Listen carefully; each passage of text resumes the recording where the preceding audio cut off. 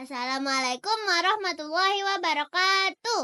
Halo teman-teman, perkenalkan namaku Karamina dan aku Kaila. Kami adalah saudara kembar. Yuk belajar bersama kami. Nabi Muhammad kecil dan pendeta Bahiroh. Saat Nabi Muhammad berumur 12 tahun, Abu Thalib dan kafilahnya akan pergi berniaga ke negeri Syam. Di hari keberangkatannya, Nabi Muhammad kecil meminta ikut serta dan bergelantungan di baju Abu Thalib dan tidak mau melepas sampai diizinkan untuk ikut. Hal ini membuat Abu Thalib menjadi heran karena Nabi Muhammad tidak pernah seperti ini. Biasanya dia malu-malu. Abu Thalib berdiskusi dengan istrinya dan akhirnya diputuskan untuk mengajak Nabi Muhammad turut serta ke negeri Syam. Sebelum tiba di negeri Syam, kafilah ini melintasi sebuah gereja. Dan di gereja itu ada seorang pendeta yang bernama Bahiroh. Teman-teman tahu gak arti kafilah? Kafilah adalah rombongan yang jumlahnya lebih dari 3 onta. Memang saat itu, pendeta Bahiroh sedang menunggu kehadiran Nabi terakhir. Melalui jendelanya, dia selalu melihat dan mengawasi setiap kafilah yang melintas. Dengan hikmah Allah, lewatlah pada saat itu kafilahnya Abu Thalib. Yang membuat pendeta Bahiroh heran adalah, di atas kafilah itu ada awan yang selalu menaunginya. Dan qadarullah, kafilah Abu Thalib beristirahat di sebelah gereja Bahiroh, dan di sana terdapat pohon-pohon kurma yang seperti menundukkan daun-daunnya ke kafilah itu. Lalu, pendeta Bahiroh mengutus satu orang untuk bertanya dari mana kafilah itu, dan mendapatkan jawaban bahwa kafilah itu berasal dari kota Mekah. Lantas, pendeta Bahiroh berkata, "Hidangkan semua makanan dan undang kemari kafilah itu." Ketika kafilah itu memenuhi undangan dan berjalan masuk ke dalam gereja, hanya satu orang yang ditinggal untuk menjaga barang, yaitu Nabi Muhammad. Karena tradisi jahiliyah pada saat itu adalah aib bila seorang anak kecil ikut makan dengan orang dewasa.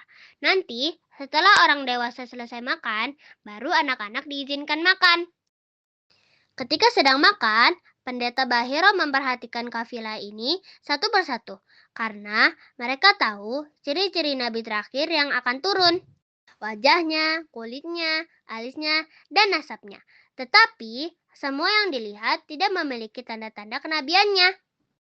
Lalu, pendeta Bahiroh bertanya, "Adakah dari kalian yang tidak ikut makan?"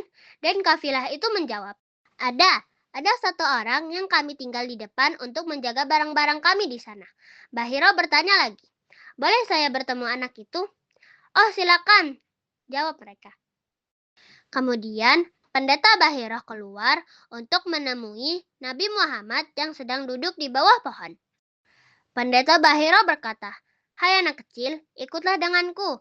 Kemudian Nabi Muhammad ikut dan masuk ke dalam gereja. Di dalam gereja, pendeta Bahiroh bertanya kepada Nabi Muhammad, "Hai anak kecil, aku akan bertanya kepadamu atas nama Lats dan Uzza." Untuk teman-teman ketahui bahwa di Mekah dulu ada 2 patung bernama Lats dan Uzza. 2 patung ini sangat dihormati dan ditakuti di sana.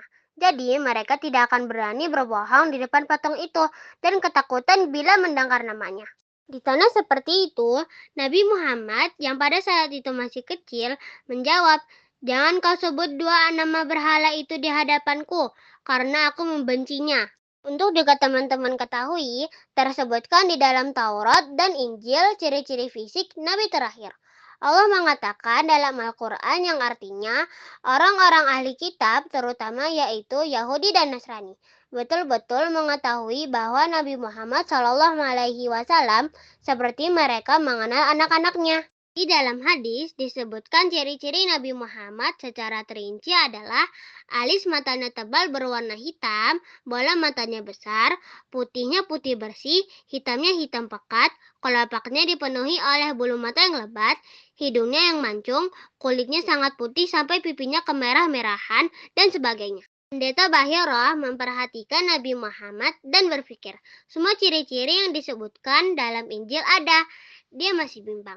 Kemudian dia ingin membuktikan satu hal, karena di dalam kitab Taurat disebutkan setiap nabi memiliki tanda kenabian, yaitu sebuah daging berwarna merah kehitaman yang menggumpal berada di pundak sebelah kanan dan memiliki bulu yang lebat. Maka pendeta Bahirah itu berkata, "Hei anak kecil, bolehkah aku melihat pundakmu?" Nabi Muhammad menjawab, "Iya, silahkan," jawabnya sambil membuka pundaknya. Begitu melihat tanda itu, pendeta Bahirah langsung memeluk dan menciumnya, kemudian berkata, "Kaulah orangnya." Lalu pendeta Bahirah masuk ke ruang makan dan bertanya, "Siapa wali anak ini?" Abu Talib menjawab, "Saya ayahnya." Pendeta Bahirah berkata, "Tidak mungkin kau ayahnya. Anak ini ayahnya wafat waktu dia berusia 6 bulan di dalam perut ibunya. Ibunya meninggal saat dia berusia 6 tahun. Lalu dia diasuhi oleh kakeknya sampai usia 8 tahun. Kalau kau benar adalah kerabatnya, berarti kau adalah pamannya." Abu Talib pun kaget dan bertanya, "Dari mana kau tahu itu semua?" Pendeta Bahirah menjawab, "Kami temukan di dalam kitab kami. Ketahuilah bahwa keponakan kamu ini adalah nabi terakhir yang sedang ditunggu-tunggu oleh semua orang. Dan kalau orang Yahudi tahu bahwa dia dari turunan Arab, maka mereka pasti membunuhnya, seperti mereka membunuh Isa alaihi salam. Maka jangan bawa dia ke negeri Syam, bawa dia pulang ke Mekah segera." Akhirnya Nabi Muhammad dibawa pulang ke Mekah pada saat itu juga. Semenjak dalam perjalanan pulang dan setibanya mereka di Mekah, Abu Thalib merasa ketakutan setelah mendapat informasi tersebut. Setibanya di Mekah, di sana rupanya ada rombongan penyihir dan peramal sedang menjual jasanya. Orang-orang Mekah banyak yang membawa anak-anak mereka untuk diramal di sana.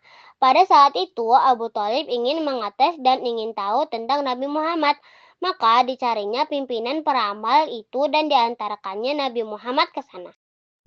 Ketika pimpinan peramal itu dihadapkan kepada Nabi Muhammad, dia menatap Nabi Muhammad dengan sangat tajam. Dia berkata, "Tahan anak ini, saya tidak bisa tebak anak ini." Lalu dia masuk ke dalam kemahnya. Kemungkinan dia bertanya kepada setan-setannya. Biasanya dia selalu cepat meramal siapapun yang dilihatnya. Karena sangat lama menunggu, Abu Thalib takut dan membawa pergi Nabi Muhammad dan berpesan, "Kalau peramal itu bertanya, jangan beritahu di mana anak ini." Maka dibawa pulanglah Nabi Muhammad ke rumah, dan Abu Thalib kembali ke tenda pimpinan peramal itu. Setelah lama sekali, baru pimpinan peramal itu keluar dari dalam kemahnya. Kemudian pimpinan peramal itu berteriak, "Mana anak tadi?" Tapi tidak ada yang menjawab. Sampai 3 kali dia bertanya, "Kemana anak itu?" Tapi tetap tidak ada yang menjawab. Lalu pimpinan peramal itu berkata, "Anak itu memiliki kedudukan yang sangat tinggi, dan dia akan memimpin dunia." Dengan ini, maka orang-orang Mekah jadi lebih yakin bahwa Nabi Muhammad memiliki kedudukan. Allahu a'lam. Alhamdulillah, hari ini bertambah lagi satu ilmu kita. Terus ikut belajar bersama kami ya, dengan cara like, comment, and subscribe ya. Wassalamualaikum warahmatullahi wabarakatuh.